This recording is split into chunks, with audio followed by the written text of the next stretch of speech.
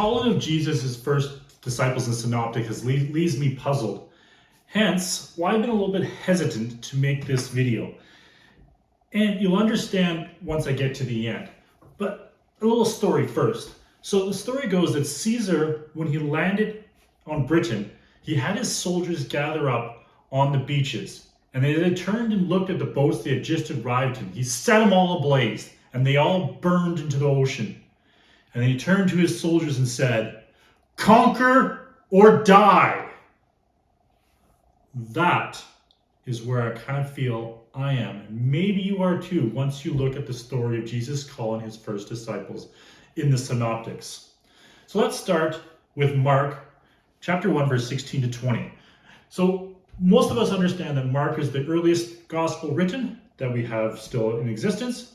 So I'll just give a quick read of that from the Harmony and Words of Works of Jesus Christ, which is very handy because it gives the different stories in the text in the synoptics and the Gospel of John kind of in parallel, so you can read and study them together, which really highlighted what I'm about to address. So back to Mark chapter 1, verse 16 to 20. It's a little bit of a longer passage, but Luke is a lot longer, and we're going to get to that one. So Mark, as Jesus walked beside the Sea of Galilee, he saw Simon and his brother Andrew casting a net into the lake, for they were fishermen. "Come, follow me," Jesus said, "and I will make you fisher of men." At once they left their nets and followed him. When he had gone a little further, he saw James, son of Zebedee, and his brother John in a boat preparing the nets. Without delay he called them, and they left their father Zebedee in the boat with the hired men and followed him. You're probably familiar with this story. Very straightforward. As E.P. Sanders points out, it really relies on the character, the demand, the authority of Jesus. That he just kind of walks up on the shore, sees these men, tells them to come follow him, and they leave everything to go follow him. But Luke's take on the story is a little bit different. Or should I say, Luke's take on the event is a little bit different. And it's a little bit longer read, so buckle up. Here goes. Luke chapter 5, verse 1 to 11. One day, as Jesus was standing by the lake of Gennesaret, still the lake of Galilee, just a little bit different in name, with the people crowding around him and listening to the word of God, he saw at the water edge 2 boats left there by the fishermen while we were washing the nets. He got into one of the boats, the one belonged to Simon, and asked him to put out a little further from shore. Then he sat down and taught the people from the boat. When he had finished speaking, he said to Simon, "Put out your deep water and let down the nets for a catch."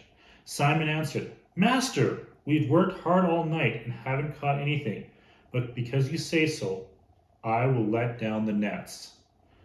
When they had done so, they caught such a large number of fish that their nets began to break. So they signaled their partners in the other boat, and they came and helped them. And they came and filled both boats to full, began to sink. When Simon Peter saw this, he fell at Jesus' knees and said, "Go away from me, Lord, I'm a sinful man." For he and all his companions were astonished at the catch of fish they had taken. And so were James and John, the sons of Zebedee, Simon's partner. Then Jesus said to Simon, "Don't be afraid. From now on, you will catch men." So they pulled their boats up to shore, left everything, and followed him. The story of Luke is a very compelling story. Very compelling in the way that Jesus has his miracle. Simon Peter is cut to the heart and repents and leaves everything to follow Jesus. But the story is considerably different than what Mark has presented. Mark has no miraculous catch of fish, which seems odd in this. Often we ascribe Mark as the eyewitness account of Peter.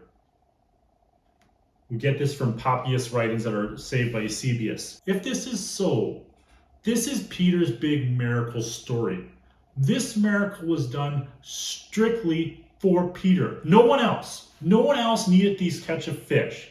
It was just Jesus' way of connecting with Peter and showing who he was to Peter. But if Peter is the source for Mark, why does he forget this critical part of the story? what about the catch of fish that he was like, yeah, no, I don't need to include that. Just skip over that one. It seems very odd. Now, it is possible to just say, Mark has whittled it down to the very basic of story, because Mark is a very fast-paced gospel. He's trying to keep everything down to the bare minimum details for he can keep his story going. And that's possible.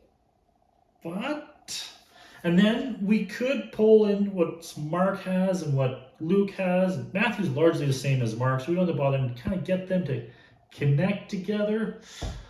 But I'm kind of with Dale Alison here, and that is, we are so over harmonization. Yes, set in context. So we want to flesh out the story as big as we can to understand the most details we can, if we're going to understand the life of Jesus and the person of Jesus better. But we don't want to be adding beams and deleting and moving walls before we can accomplish that task.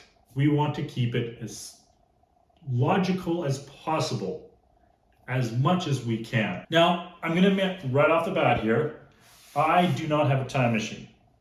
So I don't know if Luke tells the story better and more accurately to what actually happened on the Sea of Galilee, or does Mark tell the story better? That there was no miracle, that Jesus merely walked on the shore and called Peter and Andrew. And there's an interesting note there. So Luke includes Peter, James, and John, but skips over Andrew. That's intriguing, but that's just a little side note. But maybe another solution is what E.P. Sander suggests in his book, The Historical Figure of Jesus. So he goes through the whole contrast between the synoptics, talks a little bit of John, which is intriguing, of calling the first 4 disciples. And then he concludes with this: it is doubtful that Luke had an ancient tradition that went back to the real event. He felt the lack of explanation, and so he supplied one. That is, he made up a story.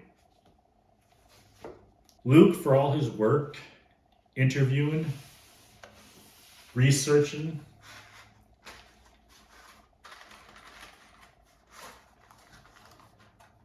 may have told a fish story.